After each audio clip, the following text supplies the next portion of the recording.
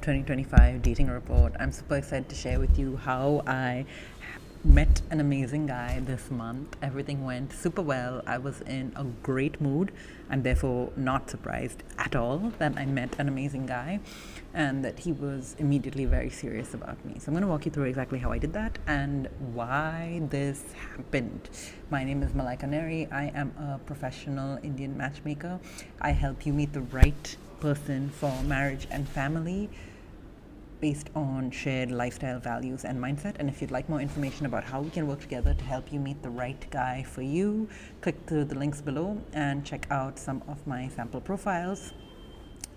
I can help you meet more guys like this at this caliber, smart, educated men who are fit and attractive and go to the gym. Without further ado, let's jump in. So if you have been following, let me make myself bigger for a second. If you have been following me for the last 1 year of me publishing these dating reports, you might be thinking, Malaika, you have been meeting guys all over the world. You have been publishing these dating reports. You have been going on dates. How come it took you a year to find a guy if you promised that we will find a guy in 6 months? And the very transparent and honest answer was that I was very busy sorting out my life. A year ago, I met a guy who I thought was a good fit, but he had one major deal breaker that I couldn't really get over. The second thing that was that I was in a lot of geographic flux. I was last year staying in a temporary home where I knew I had to leave at some point. I was in a city where I didn't know if I wanted to live long term. The kinds of guys I was meeting were good guys. They wanted to get married. They wanted to marry me and they told me that, but I couldn't see myself married to them because they didn't match one of the top criteria of my ideal partner profile. Your IPP is a simple Google Doc that describes your husband in terms of his lifestyle, values, and mindset. And finally, I wasn't happy. I had gone through a tough breakup from a long-term relationship.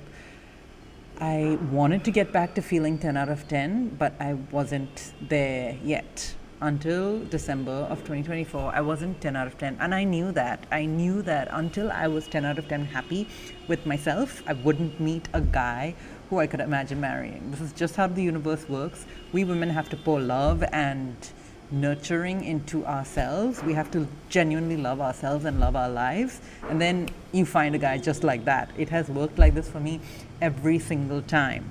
So I am not surprised that nothing worked, nothing stuck last year. It's because I wasn't really all that happy, and therefore I don't blame myself for it. I really took the effort to focus on being happy. I have now a beautiful home. My health is amazing. My sleep is back to normal. I think it takes me like 15 to 20 minutes to fall asleep maximum, which is pretty good. Work is going really well. I have amazing clients. A year ago, I was pretty lost in my business, having a lot of questions. I have just onboarded a absolutely wonderful new team member. I have almost full-time house help who is also an incredible woman. She's like a mom, and everything in my life is solid. I think that's the best word for it, solid. So because I can count on myself, I send out this energy to the universe that I'm solid, and therefore I attracted a solid guy. In today's dating report, in this month's dating report, I'm going to walk you through exactly how I did that. So let me start by saying I began asking for help. I've been trying to manifest a full-time right-hand person since last October. I didn't know how to do this. I've never hired someone full-time before in my life, and I have been running my business by myself, running a business, being self-employed for the past 10 years. So being alone is just normal for me. I didn't know how to bring on a team member and how to find the right person. I didn't know what to pay them. I didn't know what was fair. I'm in India right now, and the way Indian hiring culture works is that you hire 10 C players for the job of one A player. So this is just a standard approach. I didn't want to do that. I wanted someone who I would respect as smarter than me, more intelligent than me, someone who would be a great teacher to me as we grow the company. But I just wasn't able to do it. I wasn't able to hire someone. I couldn't find the right person. When I did find someone great, she said, I don't know if I'm ready right now. So I was kind of like really frustrated, and at the same time I had way too much work, so I couldn't get it done. Stuff started to slip. I was like, what am I going to do? And in February, I just closed my mouth and I was like, enough complaining. I'm going to chill. The person who I want will come when she is ready, if and when she comes. And in the meanwhile, I'm going to keep myself open to whoever is right for this job. But I also just accepted that stuff would slip through the cracks. That was okay. If an Instagram post didn't get published, whatever. If a YouTube video got published late, whatever. If an email didn't get sent out or it had errors in it, whatever. I just chilled and I said, everything is going to be just fine. The most important thing is my health. This attitude was extremely helpful to me being relaxed and calm and in a good mood. I also just started hiring where I could. So I went on Fiverr and I hired temporary help who could do some of the jobs that I needed. This ended up being a waste of time because most of the talent on Fiverr is nothing compared to the A players that you pay the big bucks for. But it helped my mindset because I was like, I desperately need help. Let me just try. And it gave me some kind of momentum. I also gave more tasks to the help I have already hired. She's an absolutely amazing woman, very, very capable, and I just started asking her for more and more help. Stop feeling ashamed for asking for help. I leaned heavily on my coach. I opened up a lot to her, so I have been working with a business coach since Thanksgiving of 2024, so November 2024. And I just opened up and I was like, I really want to make progress this year. Like, help me. Let's dig into all my old invisible scripts and route out all of the stuff that shouldn't be there anymore and is blocking me from becoming future me. And she was amazing in helping me with that. And she really pushed and challenged me. So this is lesson number 1. You need people in your life who are smarter than you, who are able to help you and who will help you. They don't need to be 10 steps ahead of you, they just need to be 2 steps ahead of you. So my housekeeper is a really smart woman. I don't know if she can even read, but she is just so smart and she's not afraid to tell me things to my face. That is probably the number 1 reason I love working with her. The same with my business coach. She will ask me a question directly. So she was like, Malika, you smashed all your goals except finding a husband. Why? Just like that. And the fact that she speaks to me so directly is something I really appreciate about her and what enables me to achieve my goals. Lesson number 1, you need people who you admire, who are just 2 to 3 steps ahead of you, who can help you achieve the goals that you have set for yourself. Not their goals, not their idea of your goals, but your goals and your idea of your own goals. Number 2, I went all in on sports and fitness. Now, if you've read my January dating report, you know that I hit the jackpot with my tennis club, me finding people who were like-minded, and I put 2 and 2 together, and I was like, I'm fit and sporty. My health is really good right now, so I can actually keep up and enjoy the sports that I am doing, and I meet really great guys doing sports, so let me just do more sports. So instead of going to tennis 3 times a week, I began going 6 times a week. So it increases the frequency of being in the same environment, which means that the same guys, instead of seeing you 3 times a week, they see you 6 times a week, and it reinforces that signal to their brain that this person is familiar, and because she's familiar, she is safe. So men at my tennis club started asking me out just because I was around more often and they saw me more often. Second thing was, because I was going more often, I got better, I got stronger, and that also made me feel good and feel happy. The third thing is that I started playing football with my office football team. So some of these guys are married or in relationships, but it doesn't really matter. The goal is to just be around husband material men who want to be husbands or who are husbands.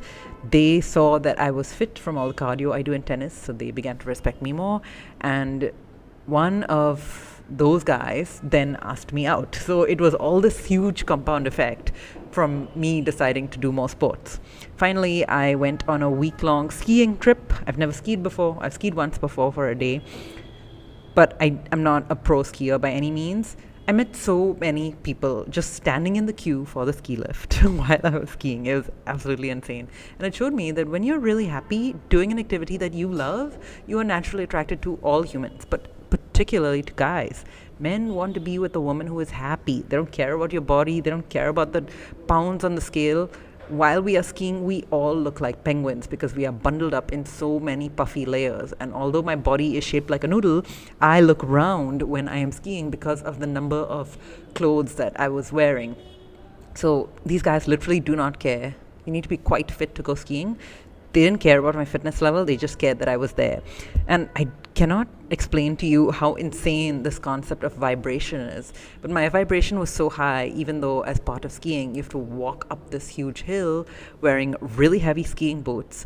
One day I was walking up that hill with my skiing boots and my skiing poles. It's like very intense physical activity. This random dude, I mean, we are covered from head to toe. Like, if you scroll up to my photo, you cannot even see my face, right? And I had my little buff, so you couldn't even see my mouth. This random guy, cute blonde man from South Africa, stands up next to me. He's like, "Hi, what's your name?" I'm just like, why did you decide to talk to me instead of the thousands of other people here? Because I'm happy, and he could pick up on my vibration. So men will pick up on your vibration no matter what, even if they cannot see your face. Your face is probably the least important. And while I was skiing, I met a guy who said, I fell in love with my girlfriend while skiing together because of her energy. So always remember, energy trumps everything, and your energy is vibrating at the highest frequency when you are really happy and enjoying your life. Lesson number 2, do whatever it takes to make yourself super, super happy. That is what I did this month.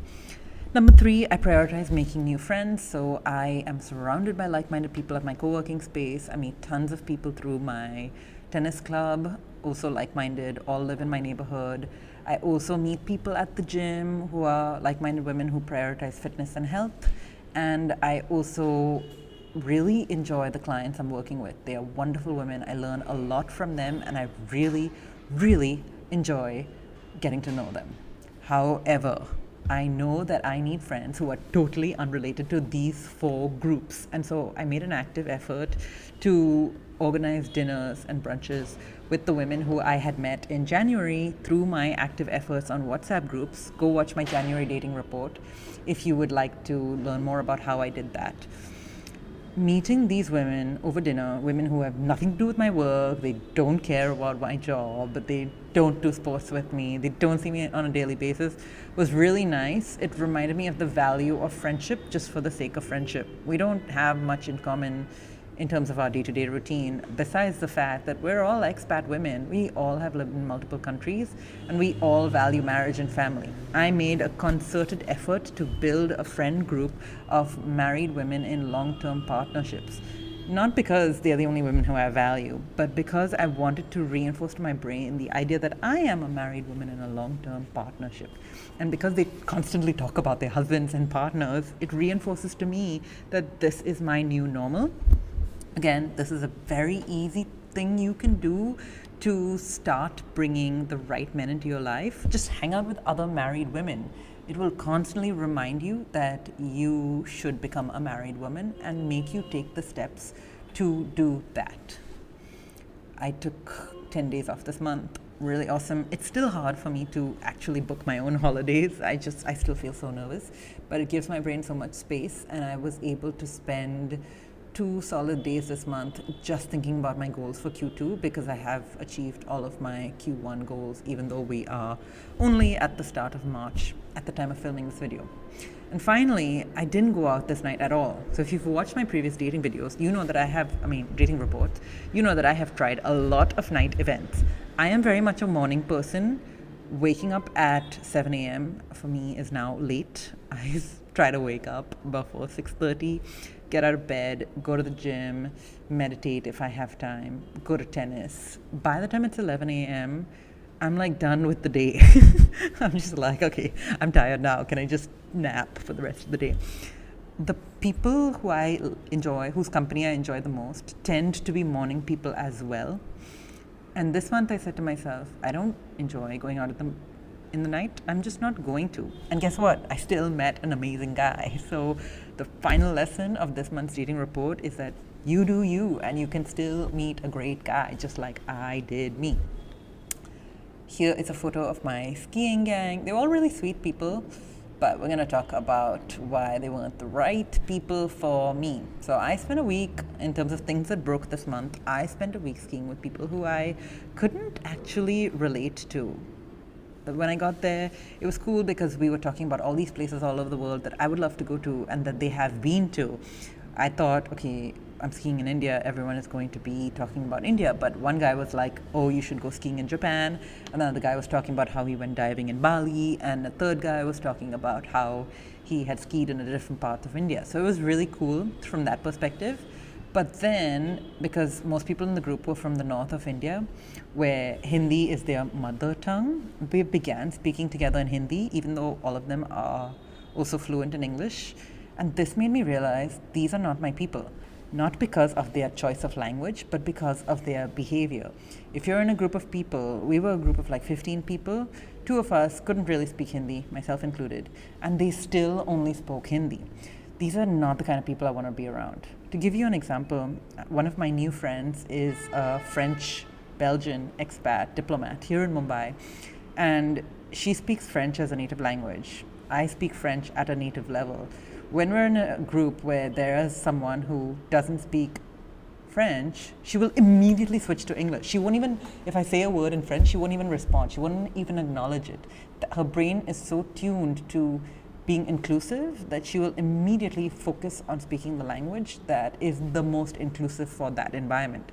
These are my people who prioritize inclusiveness and diversity. When I was in the skiing group, although everyone was perfectly polite and lovely, I think maybe not intentionally, but the impact of their behavior was that I felt so excluded. And there was one day where everyone was speaking Hindi, all of the locals were speaking Kashmiri. I felt like I was about to burst into tears. I felt so bad and so isolated.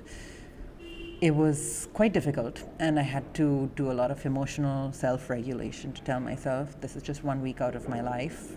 It's okay if I feel lonely and isolated. This is a hard lesson from going outside your comfort zone. There are going to be times when you feel lonely and isolated on your dating journey. That is normal.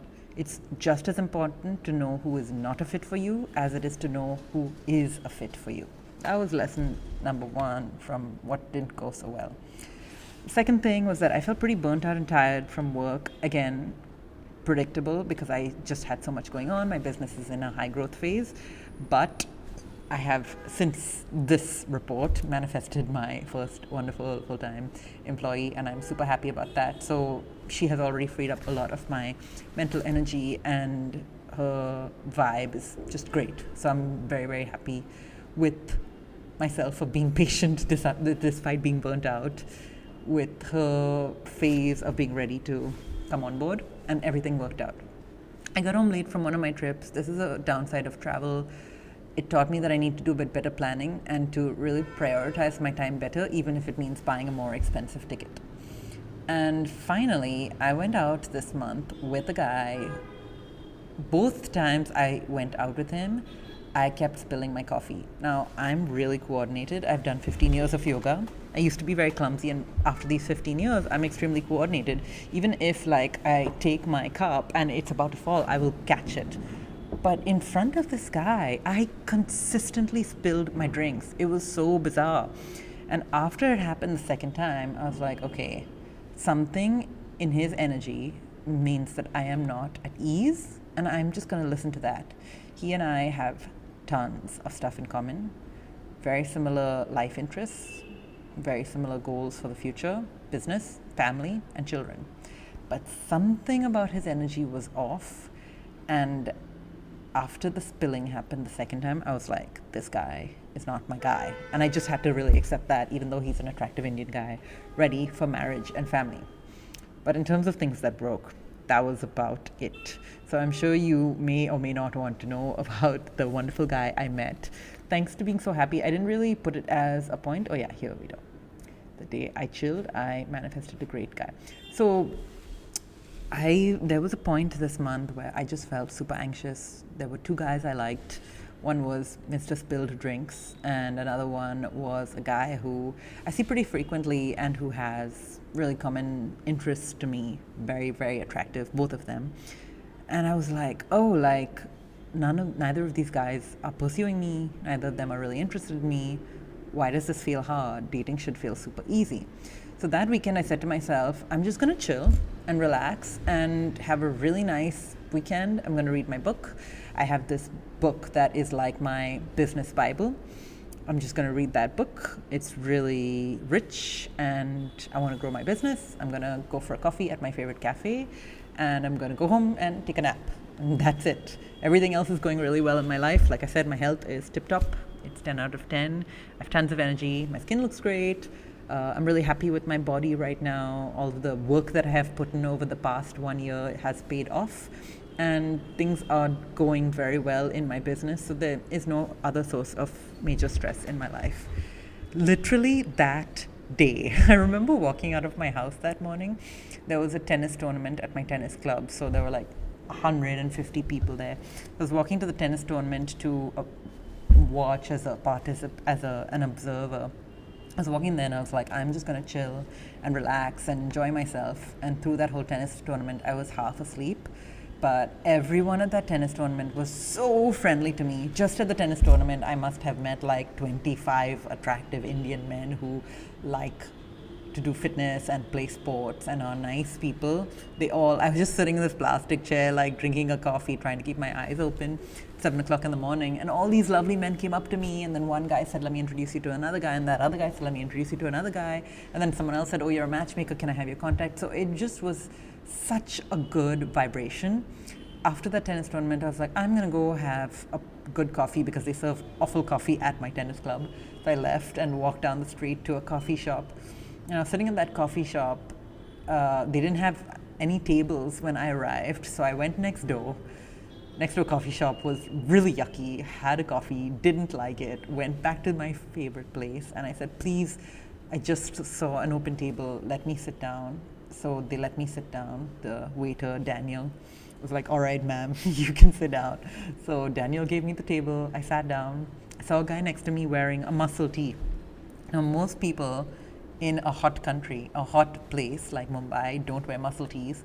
This guy with his back to me was wearing muscle tee, so I saw this group of 3 guys, one of them in a muscle tee. They all looked kind of sporty. They had motorcycle helmets, again, really common in India. Indian men have this thing for motorcycles, so a lot of people ride motorcycles. 3 guys sitting in a coffee shop together looking at their phones because guys don't go to coffee shops to talk to each other. Right away, my matchmaker and dating coach antenna were like, oh, this is so random. What are 3 guys doing talking to each other in a coffee shop? Like, they don't do that. We women go to coffee shops to talk to each other, but guys definitely don't. So I was sitting in that coffee shop. I saw these 3 guys, and they were obviously bored of talking to each other. How much can guys talk to each other? So they were looking at their phones, and I was like, this is my moment. So I said to one of them, hey, are you guys into fitness? And they all looked up and they said, yeah. And I said, oh, I saw you wearing a muscle tee, so I figured you guys are into fitness and like me too. So again, I put myself out there, if you want to call it that. I don't even call it that because this is a really small coffee shop. I go there all the time. And back in January, I met a super nice man there who was like, oh, you speak French? You lived in France? My wife is French. You should meet her, blah, blah, blah. And I knew that it was a location where I would meet like-minded people. Because if of the location of that coffee shop, it is in a really nice neighborhood, which is also where I live. It's 7 minutes from my house, super convenient. I can literally go there with 0 effort. It has excellent coffee, matches my values of luxury, quality, and delicious food. And number 4, the coffee there is at a pretty high price point. I think the coffees start at like $350. So it is going to attract a certain class of people who are willing to spend that much money on a coffee. And I think number 5, it's usually crowded, so that means it is kind of exclusive. Everyone wants to be there. And that means that it is kind of a hot location and attracts people who like kind of trendy places, which I definitely do. So I knew that place was one of the locations. This is a key principle that I teach in the Perfect Match program. Nothing that you do to meet husband material men is random. Every place that you go to, you should have proof from your IPP that this is a place you can meet husband material men. And if you'd like more information about the Perfect Match program, I've linked information below so you can check that out. I knew that coffee shop was a place where I could meet like-minded people with minimal effort. It's pretty small, there's an outdoor section, and it's easy to talk and attracts like-minded people who are very similar profile to me. I even once ran into one of my childhood friend's brother there. Again, like-minded. So I knew it was a good spot. I started talking to these 3 guys, and immediately one of the guys started talking to me. His friends, and I've noticed Indian men will do this, his friends immediately got up and left so that guy and I could talk they were like, oh, we're going outside to smoke. I was like, yeah, okay, great excuse. But anyway, they went outside to smoke, so that guy and I was suddenly alone. So him and I start talking about fitness, and he's like, what kind of sports do you play? And I said, I play tennis, football, and I'm also going skiing. So right away, I have a very concrete thing to tell him. Men are concrete, they're very simple. If you tell them about stuff that you do, they will feel most safe if you can tell them about something really specific and concrete that they can ideally relate to. So the minute I said this, the guy was like, oh, I play paddle, I'm actually a paddle coach, I play at all these places. And I said, I've never played paddle, but I would love to try. Immediately we had a connection simply because the concept of paddle, it's a new sport. It's very similar to tennis, so although I've never tried it, I probably could pick it up fairly easily just because I play tennis. And because he's a paddle coach, he knows that a lot of paddle players are former tennis players or coaches. So immediately there was some kind of connection. Every emotional connection is based on something hard and tangible. Like this whole idea of we just saw each other and then we fell in love, it's a bit of gibberish. You want to look for that concrete, tangible thing that is going to give you a reason to build an emotional connection. And this guy told me later, the minute we connected about sports, it was very easy. Then I forgot how we got into this topic, but he said something about, I think we were talking about what we do on weekends, and he was like, oh yeah, I like to watch movies. And I said, what kind of movies do you like to watch? Bollywood? And I said it like a joke, and he was like, no, I like to watch Denzel Washington. So I immediately responded, I listen to a lot of motivational podcasts, and many of them are done by Denzel Washington, and I really like his voice. So again, second point of connection, something tangible and concrete that both of us could relate to. Then we started talking about coffee, and he was like, oh, what are you drinking? I said, I'm having a cappuccino. He said, do you like the coffee here? I said, I love it. I'm a huge coffee snob. I have gone all over India looking for the best coffee, and I think this is one of the only places in Mumbai that has good coffee. And then he started telling me about a coffee shop that he really loves that has even better coffee, and he kept talking about it, and I kept saying, I would love to go there. Oh, I've never been there. I would love to go there. I would love to try that place. Now, this is where I start to hint to him that I want him to ask me out to a coffee date. Most men, particularly Indian men, are absolutely terrified of rejection. They're not going to ask you out until and unless they have 80 to 90% certainty that you are going to say yes. So here I am planting the seeds for our first date. Remember, this is still our first 15-minute conversation. You want to start planting these seeds as early as possible with every single guy you meet, simply because you don't know which guy is going to turn into your diamond. At the beginning, everybody is charcoal.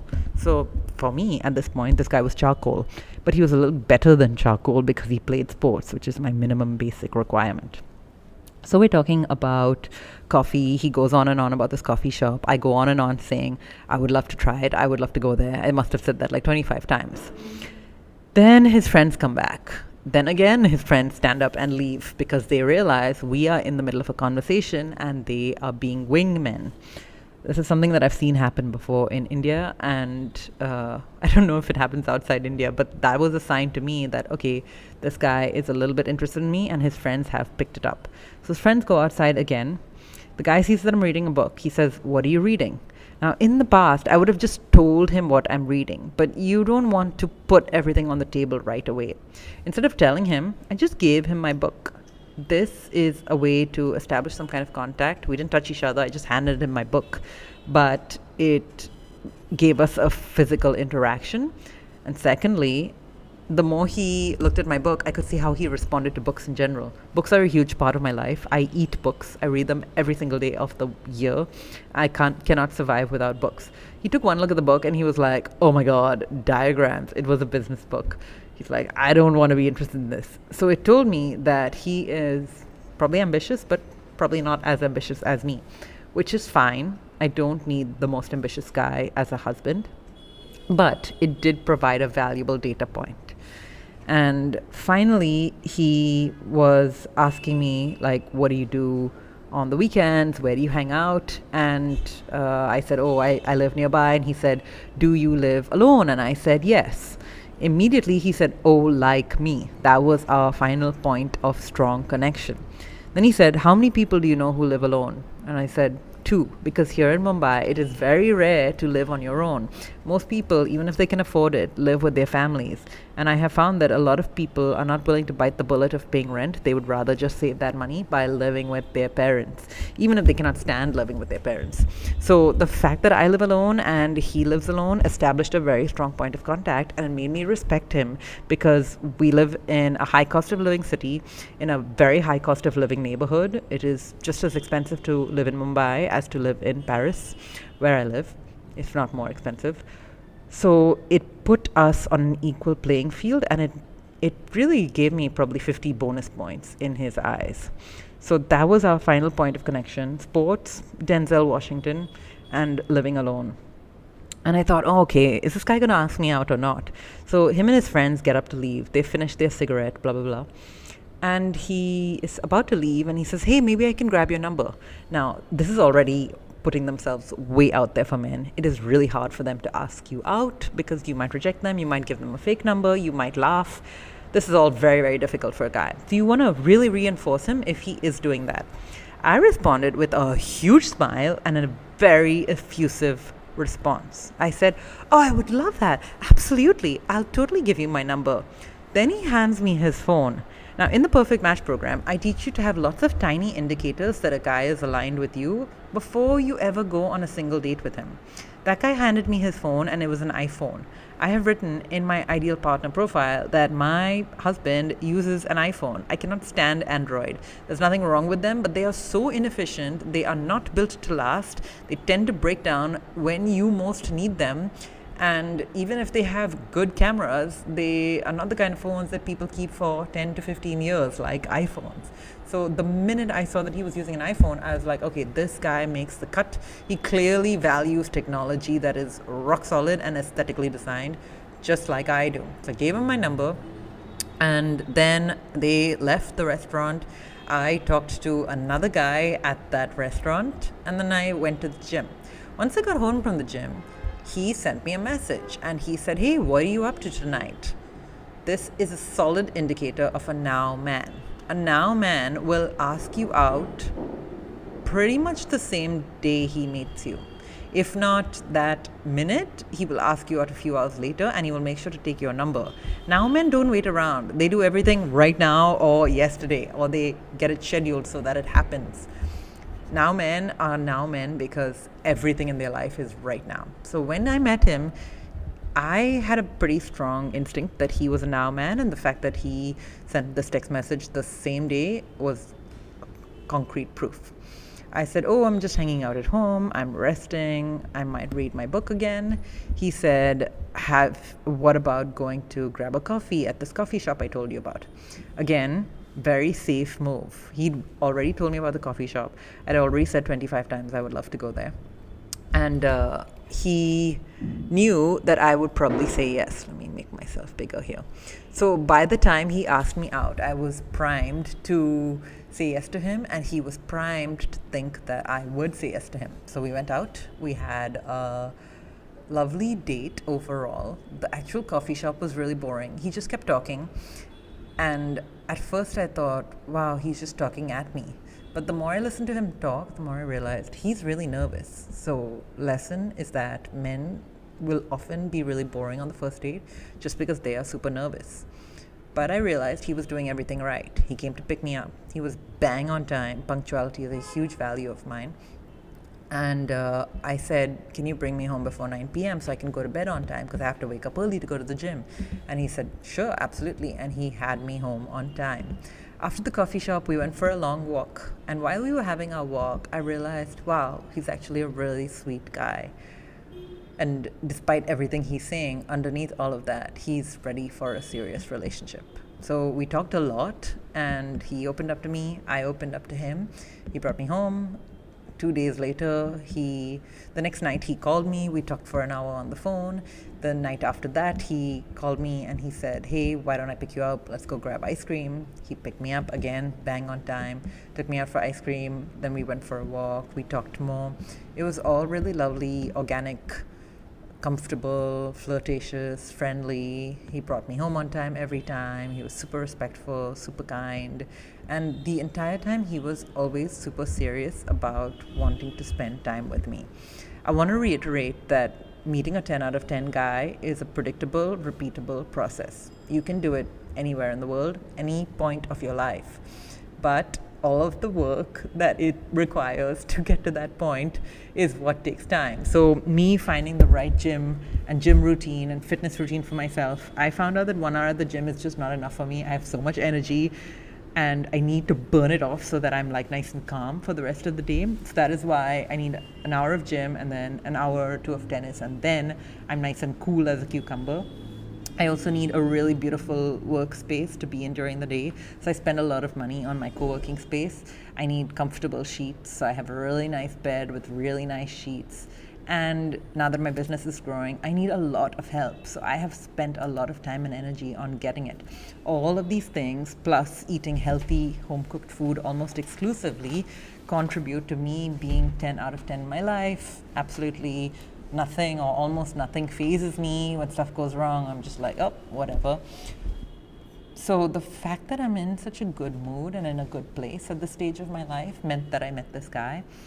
And even for him, it's really easy for him to be around me because I'm in a good mood. So I don't need him to put me in a good mood, which means he's free, which means he feels good being around me and wants more. This is the secret to finding a husband material man, no matter where you live. Like I said, I met this guy at a coffee shop, nothing special. But the special part was everything that enables me to meet a guy like this. And I meet husband material men like this every single week of the year, no matter where in the world I am. This was my February dating report. Thank you so much for watching. It was a great month. I really enjoyed it, despite only being in town for less than 3 weeks. This is proof that you can meet a husband material man, even if you have very little time to date, as long as you have the right approach. And I teach you how to do all of this inside the Perfect Match program. If you'd like more information about how we could work together, click the links below. You can grab my bundle of 3 profiles to show you the kind of caliber of men I can help you meet. You can click the link to the Perfect Match program to check out how I can help you find the right partner for you within the next 6 months. Thank you so much for watching this month's dating report. My name is Malai Kaneri. I'm a professional Indian matchmaker helping you meet the right guy for marriage and family. Check back in for next month's dating report. Bye bye.